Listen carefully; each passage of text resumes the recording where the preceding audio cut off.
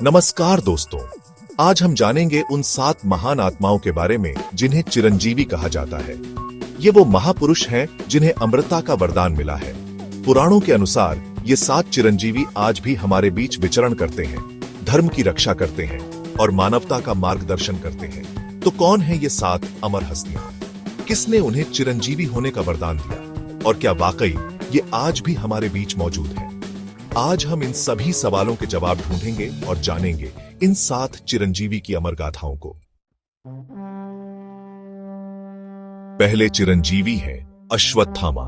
महाभारत के महायोद्धा द्रोणाचार्य के पुत्र अश्वत्थामा को भगवान शिव ने अपनी भक्ति से प्रसन्न होकर अमरता का वरदान दिया था, लेकिन श्री कृष्ण ने उन्हें अपने मित्रों की मृत्यु का बदला लेने के लिए अमरता का श्राप भी दिया। कहा जाता है कि अश्वत्थामा आज भी इस धरती पर भटक रहे हैं, अपने कर्मों की सजा भुगत रहे हैं। कुछ लोगों का दावा है कि उन्होंने अश्वत्थामा को जंगलों में देखा है, घायल और भटकते हुए।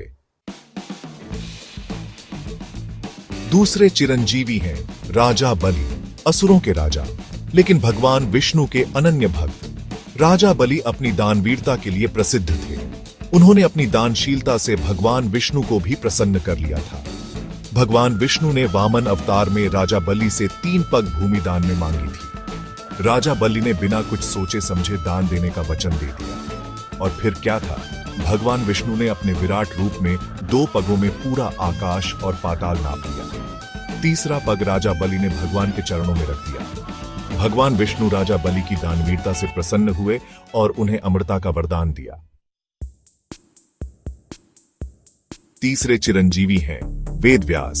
महाभारत जैसे महान ग्रंथ के रचयिता वेद व्यास जी ने 4 वेदों का संकलन किया और 18 पुराणों की रचना की। उनके ज्ञान का भंडार असीम था। कहा जाता है कि वेद व्यास जी आज भी बद्रीनाथ में तपस्या कर रहे हैं, अपनी ज्ञान गंगा से दुनिया को सींच रहे हैं। चौथे चिरंजीवी हैं हनुमान। भगवान राम के परम भक्त पवन पुत्र हनुमान। हनुमान जी अपनी शक्ति, भक्ति और बुद्धिमत्ता के लिए जाने जाते हैं। रामायण में हनुमान जी ने अपनी शक्ति से रावण की लंका में आग लगा दी थी। श्री राम ने हनुमान जी को अमरता का वरदान दिया और कहा कि जहां भी राम कथा का गान होगा वहां हनुमान जी अवश्य मौजूद रहेंगे। 5वें चिरंजीवी हैं विभीषण। रावण के भाई लेकिन धर्म के पुजारी। विभीषण ने रावण को उसके अत्याचारों के लिए रोका था, लेकिन रावण ने उनकी एक न सुनी। विभीषण श्री राम की शरण में गए और उनकी मदद से रावण का वध हुआ। श्री राम ने विभीषण को लंका का राजा बनाया और उन्हें अमरता का वरदान दिया।